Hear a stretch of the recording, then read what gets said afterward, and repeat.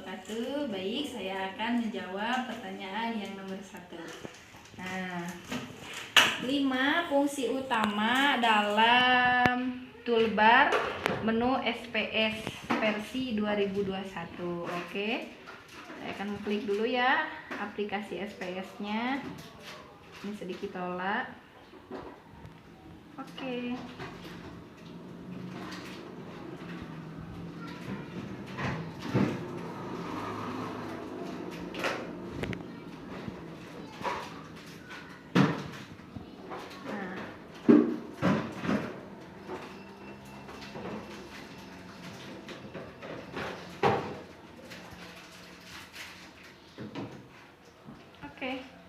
Nah, yang pertama itu ada open data dokumen. Nah, toolbar ini berfungsi untuk membuka file yang tersimpan. Sama jika kita mengklik file, nah, kemudian open, kemudian data. Nah, oke. Yang kedua itu ada toolbar save this dokumen. Nah, toolbar ini berfungsi untuk menyimpan data dokumen yang aktif. Nah, sama jika kita mengklik file, kemudian save atau Ctrl S. Nah, yang kedua itu ada toolbar print. Nah, toolbar ini digunakan untuk mencetak data yang sedang aktif.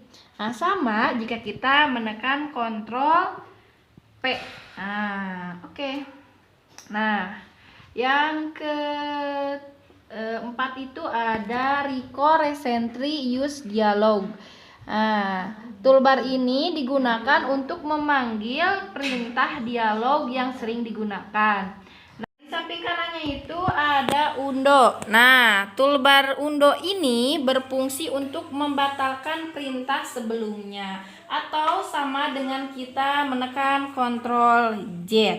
Nah, di samping kanannya lagi ada rudo. Nah, rudo ini berfungsi untuk mengembalikan perintah yang dibatalkan sebelumnya atau sama dengan kita menekan Ctrl Y. Nah, setelah itu ada toolbar go to cache. Nah, go to cache ini berfungsi untuk berpindah atau menyorot suatu kasus yang spesifik. Sama jika kita mengklik edit, nah lalu pergi ke go to cache. Terima kasih. Itu jawaban nomor 1.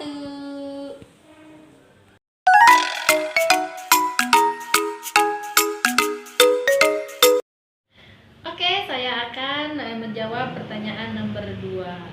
Pertanyaan nomor 2-nya itu apa? Apa perbedaan variabel view? Nah, variabel view dengan data view. Oke, saya akan jelaskan ya.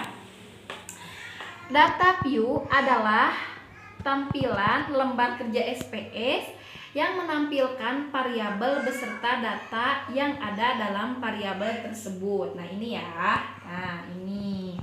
Nah, ini ya teman-teman ya. Nah, terus apa itu variabel view? Variabel view pada SPS adalah tampilan lembar kerja SPS untuk melakukan manajemen variabel terkait membuat dan mengedit variabel. Terima kasih. Itu jawaban nomor 2.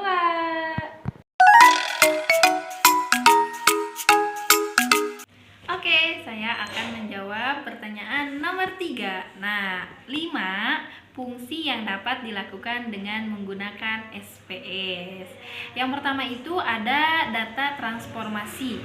Transformasi data membuat kamu dapat memperoleh data yang siap dianalisis. Kamu bisa dengan mudah melakukan subset, mengkomunikasikan kategori, menyatukan, dan melakukan beberapa perintah mengubah urutan file. Yang kedua, menciptakan grafis resolusi tinggi.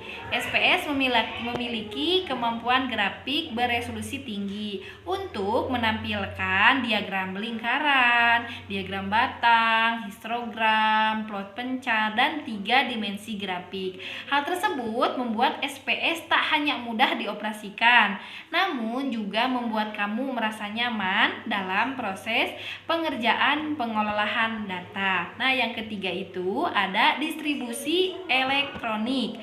Kamu dapat mengirim proses pengerjaan atau hasil secara elektronik dengan tombol pengiriman data email atau melakukan eksportable dan grafik ke mode HTML sehingga dapat didistribusi melalui internet.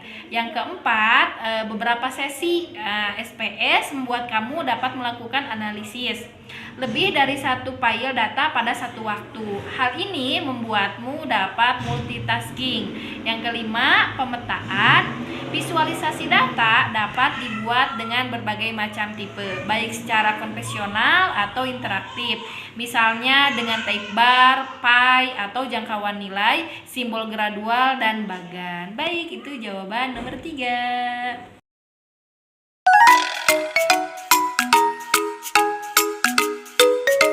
Oke teman-teman, saya akan menjawab pertanyaan nomor 4, yaitu uji TEK.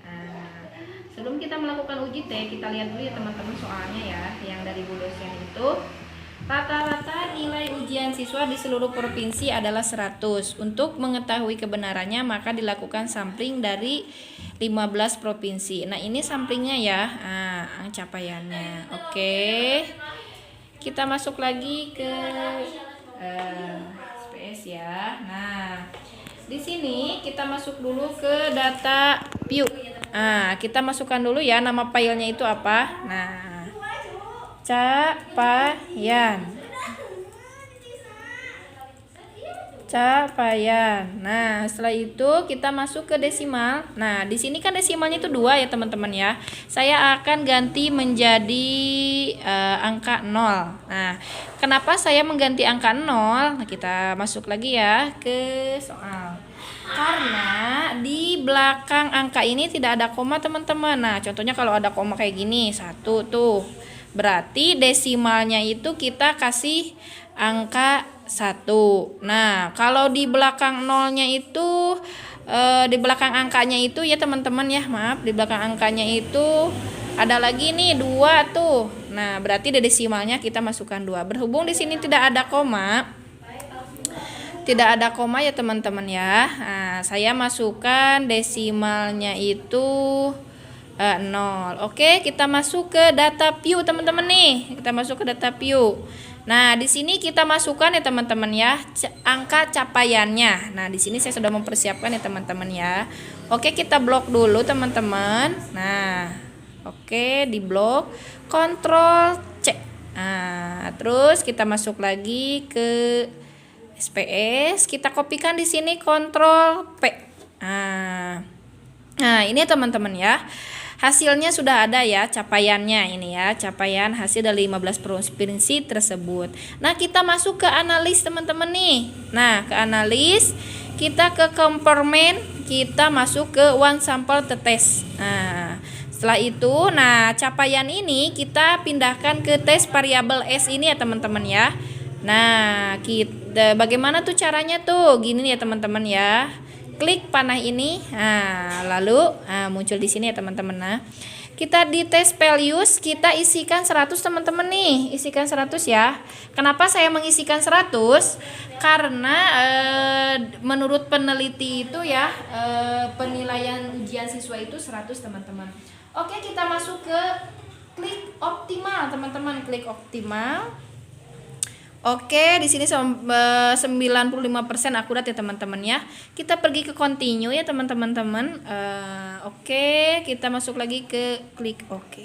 Nah, Ini dia teman-teman, hasilnya itu one sample statistik dan one sample test. Nah, ini one sample statistiknya, ini one sample testnya.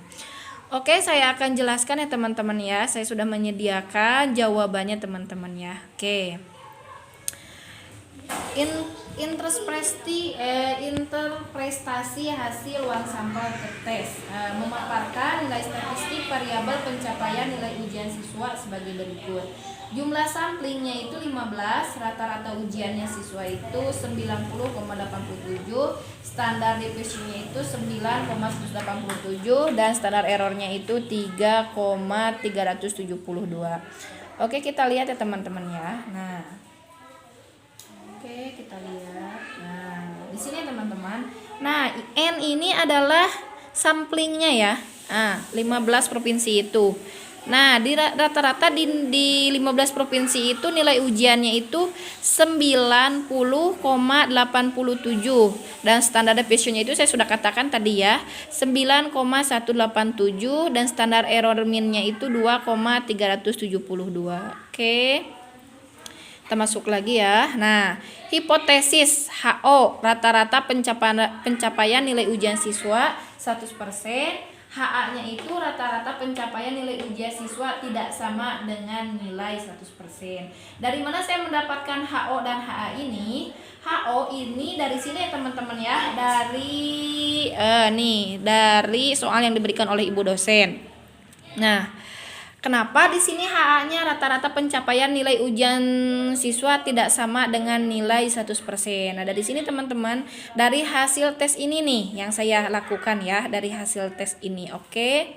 Kita masuk lagi ke jawaban saya. Nah, pengambilan keputusan berdasarkan perbandingan nilai T hitung dengan T tabel. Nah, ini ya. Yang saya ambil itu keputusannya itu perbandingan antara nilai T hitung dengan T tabel. Nah, ini rumusnya teman-teman ya. Jika nilai T hitung lebih besar dari T tabel, maka HO ditolak. Sedangkan jika nilai T hitung lebih kecil dari T tabel, maka HO diterima. Oke. Keputusannya itu karena nilai T hitung sebesar 3,850 lebih besar dari T tabel 2,145, maka HO ditolak. Sehingga dapat disimpulkan bahwa rata-rata nilai ujian siswa tidak sama dengan nilai 100%. Nah, rumus mencari T tabel. Nah, dari mana tuh saya dapat T tabel ini ya? Nah, 2,14 itu ya, kita nanti cari ya. Kalau T hitungnya itu saya dapatkan dari sini teman-teman nih. Nah, ini tuh T hitungnya ya. T hitungnya. Nah, ini T hitungnya itu 3,850. Oke. Nah, kita cari dulu tuh T tabelnya itu gimana sih rumusnya teman-teman. Nah, ini ya rumusnya. Rumus mencari nilai T tabel. Nah, rumusnya itu 0,05 dibagi 2 DF. Nah, 0,05 dibagi 2 itu hasilnya 0,025. DF-nya itu 14. Dari mana tuh DF-nya? Nah, dari sini teman-teman tuh DF-nya tuh dari sini. Nah, ini tuh DF-nya tuh ya. Nah, ini DF-nya kan 14 ya teman-teman ya. Oke. Nah, maka kita lihat pada distribusi nilai T tabel statistik, maka ketemu nilai T tabel sebesar 2,145. Nah, teman-teman, saya sudah mendownload ya distribusi nilai T tabel ini akurat. Nah, bukan saya yang membuat, tapi ini sudah dari sananya ya. Kita lihat tuh, kan tadi DF-nya itu 14 ya teman-teman ya. Nah, tadi DF-nya itu 14. Nah, ini ya teman-teman ya. Nah, ini nih. DF-nya itu 14, T tabelnya itu 0,025. Nah, kita cari nih 14 0,25. Nah, ini teman-teman hasilnya tuh. Nah, tuh kan sama 2,145. Nah, dari situlah saya mendapatkan nilai T tabel. Baik, terima kasih. Itu jawaban nomor 4. Bye.